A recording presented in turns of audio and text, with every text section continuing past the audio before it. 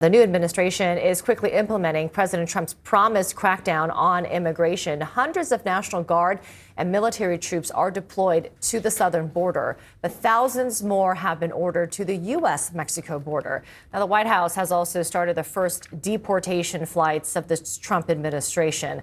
The White House press secretary shared images last night of migrants lined up, handcuffed, and boarding a military aircraft. Immigration and Customs Enforcement says it made 593 arrests on Friday, 538 on Thursday. Those numbers are likely to rise. The source tells CNN that federal immigration removal operations could target more than 24 cities early this week. And President Trump signed an executive order suspending refugee admissions to the U.S. And last night, the White House went a step further, abruptly halting all services for refugees who are already here, including Afghans who aided the U.S. during the war. Let's bring it now to Doris Meisner. She is a senior fellow at the Migration Policy Institute and a former commissioner with the U.S. Immigration and Naturalization Service under President Clinton. Doris, thank you for being with me. I want to start here with your reaction to that ending advocate group's support of refugees already in the country. Anything from helping them find jobs, helping them find housing, even teaching them how to use the banking system here in the U.S. What are the greater implications?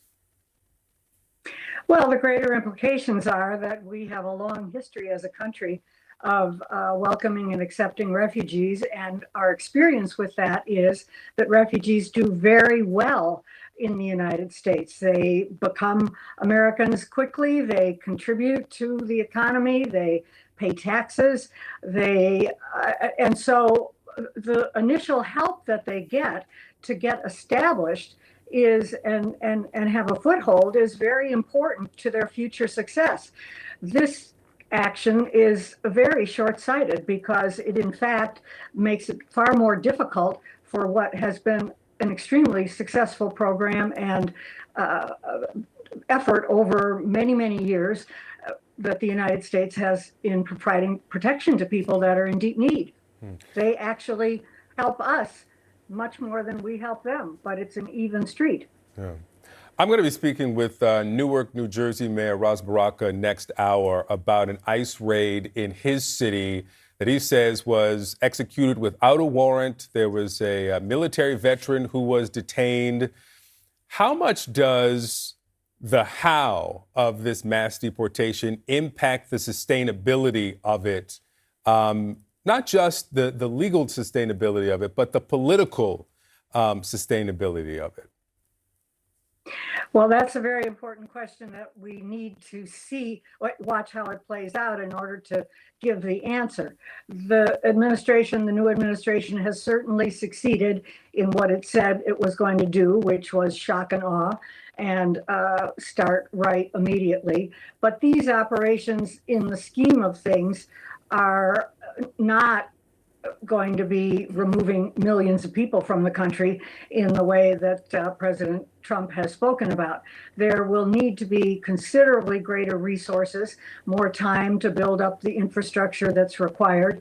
They're trying to make their point right now, but the real test is whether over the longer term they can build up the infrastructure and resources that are needed, as well as withstand legal challenges to what it is they're doing, because they are very vulnerable on a range of measures that have been announced in these executive orders, and the pushback coming from court challenges will be considerable.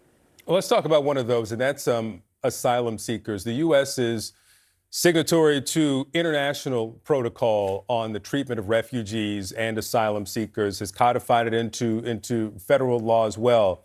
Some of these controls on the border and access to entry points, does that still allow for the U.S. to adhere to its own law as it relates to people being able to pursue seek asylum in the U.S.? No, it doesn't. I mean, the administration is flouting those laws, and that will be challenged in court. The effort to cut off entirely access to political asylum, especially at the southwest border, it violates U.S. law. Now, the Biden administration tightened those restrictions considerably, but it did still allow people ways to access asylum. This administration is saying no, none whatsoever. Is there any evidence, because we saw some of this in the first Trump administration, the first Trump term, that the rhetoric, that the controls placed on immigration via executive order, that they are impacting the travel to the U.S., the underlying causes of the migration, that the countries in the Northern Triangle are addressing these elements so that these people don't come to the U.S. borders?